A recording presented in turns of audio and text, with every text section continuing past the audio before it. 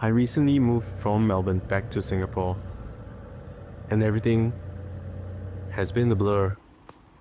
My mind's still in transit between two really different places. My body is slowly but surely getting used to the conditions of tropical Singapore.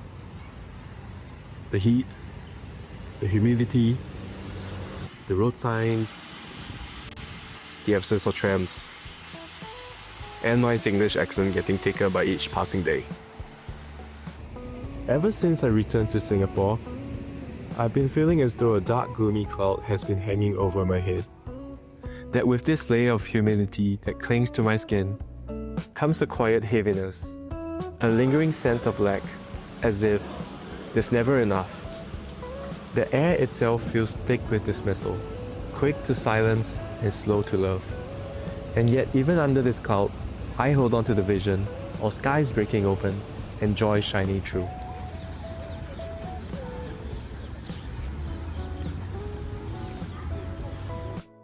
I wanted this same hope to fill my studio space, that every time I step into this space to create, I'm reminded to see beyond what is into what could be. That gave me the vision to craft this traditional signboard rooted in my faith, as a centerpiece that celebrates breakthrough and hope, that with God's presence in any place, all things are indeed possible. The tone I wanted to set for this studio space was one of joy and freedom. Here, each act of making is celebrated, however big, small or silly. A safe space where imagination overflows, and where there is an outpouring of creativity, to breathe life into the ideas in my head.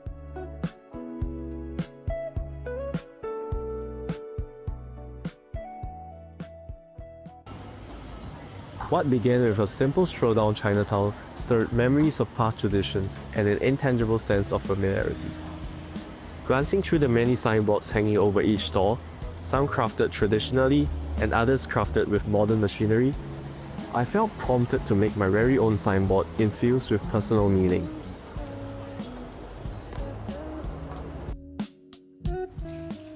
The design process began with me outlining rectangles of varying sizes on my floor using masking tape, just to get a feel for the scale of the plywood plank I wanted to buy. I've often been the victim of misjudging proportions. Things either always end up too big or too small, and I wasn't about to make that mistake again. Back at my desk, I opened my 3D program of choice, Rhino. I began extruding the Chinese characters and English subtext until they were a desirable thickness.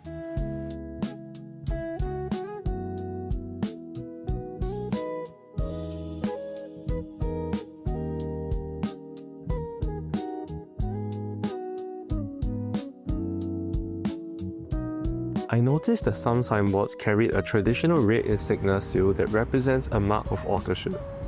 I loved that detail so much, I designed a personalized version of my very own, one that I could use for future projects.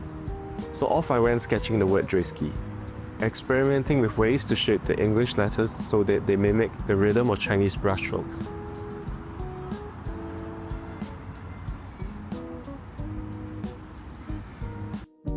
I then harnessed the power of ChatGPT to clean up the drawing. But let's be real, AI still has its quirks. So I called in the OG AI, Adobe Illustrator, to tame the last of those squiggly factors.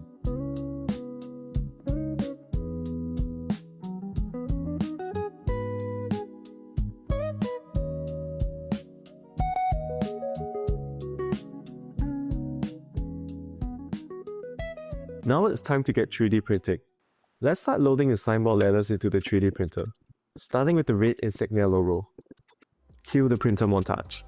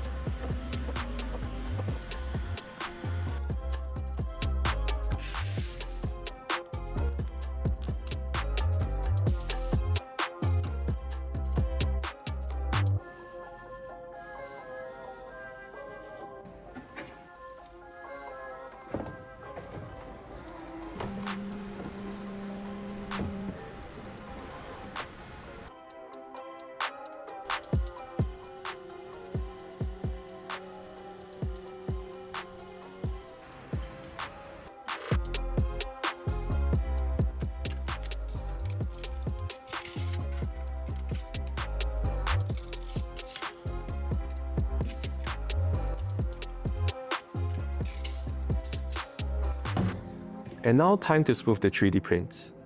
When you print with your FDM printer, you'll notice the layer lines. They're not completely smooth, more of a ribbed texture that shows through if you spray paint on them. The first step is to start sanding. The goal? To knock down those nasty layer lines. There's no shortcut here. Sanding takes hours, sometimes days. That's the price to pay for a smooth finish. So I strapped myself in, armed with sandpaper, and got ready to put in some serious elbow grease. And so, the initial sanding begins. I started with 150 grit sandpaper, making sure to sand in the direction of the layer lines. Having a sanding block definitely helps, so I recommend picking one up. For the small holes in the text and those tight corners, I cut thin strips of sandpaper and wrapped them around a screwdriver shaft to reach the edges. Surely there's a better way to do this, please let me know. Also, don't be like me. I advise wearing a proper respirator mask and TPU gloves during the whole process.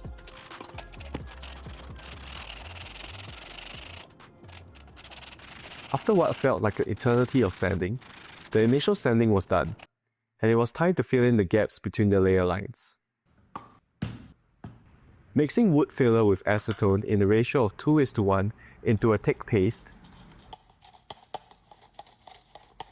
I made sure to brush in the direction of the layer lines and cover both the front profile and side edges adequately.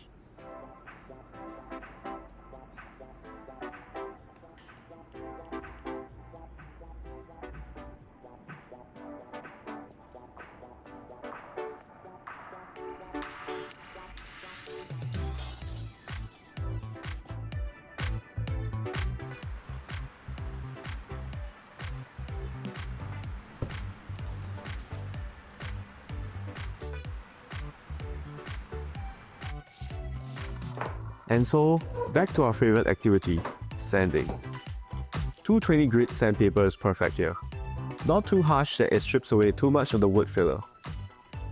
The focus was on knocking the wood filler layers down until everything felt smooth and even.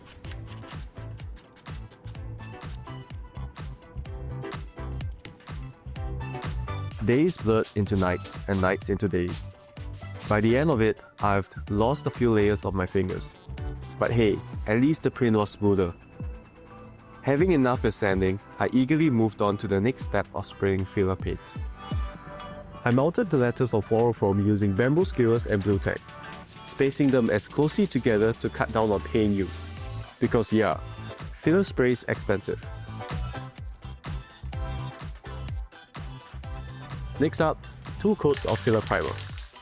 The automotive filler lays down a nice thick coat that smooths over the remaining unevenness.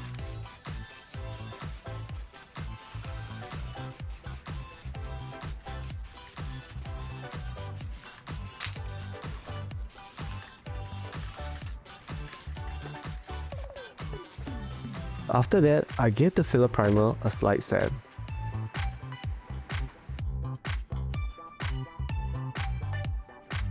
Finally, the fun part, turning the words to gold. 2 coats of gold spray paint to bring out that shine, followed by a layer of clear gloss to seal it in, and give it that smooth reflective finish.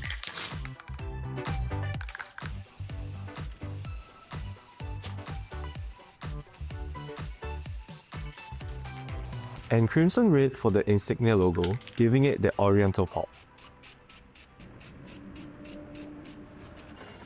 With the design coming together, the first step was getting the plywood board, ordered online, pre-cut to exact dimensions. Next up, prepping the board for primer spray. A light sand helps paint stick better and gets rid of splinters.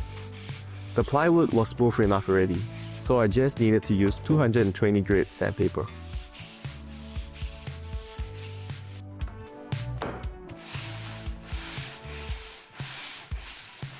The sides needed extra attention though. They're more porous and they soak up paint differently. And since sharp edges don't hold paint well, I rounded them off slightly for a cleaner spray primer finish.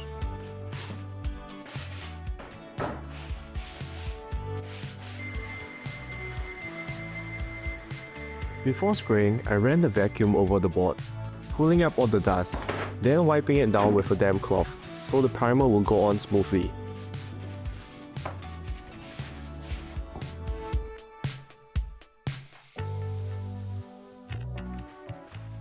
After turning my balcony into a makeshift spray booth, I started on the first coat of primer, making sure each layer was even and consistent.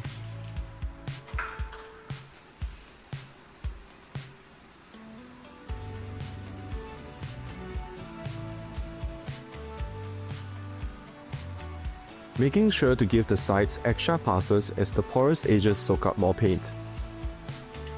Between coats, I sanded to clear out paint pooling and droplets.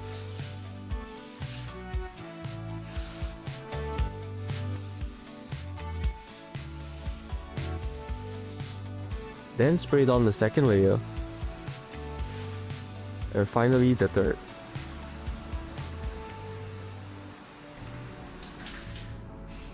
With the primer done, it was time for 2 solid coats of black paint.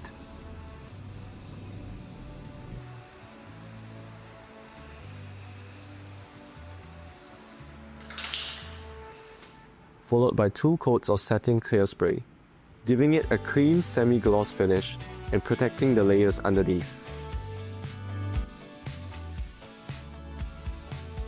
Before mounting the letters, it was time to secure the hook hangers. A bit of masking tape to mark the spots and a quick test drill with my trusty Bosch, just to make sure everything lined up nicely before doing the final drill. Earlier, I printed a stencil template to help me locate exactly where each letter should go. Using epoxy resin superglue, I carefully applied it to the letters and aligned them with the cutouts on the stencil. Giving each letter a solid, even press, I left it alone for 24 hours to fully cure.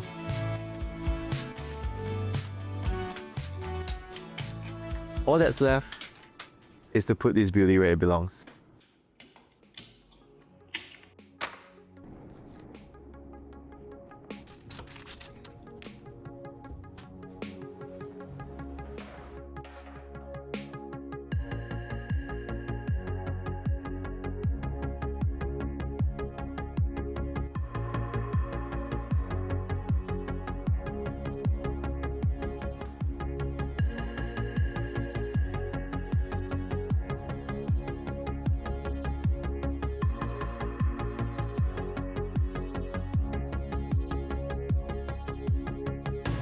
This project was so fun to make, and I'm honestly so stoked by the final outcome. Thanks for joining me for this first build, and much more to come out from this studio. So stay tuned. Thanks for watching.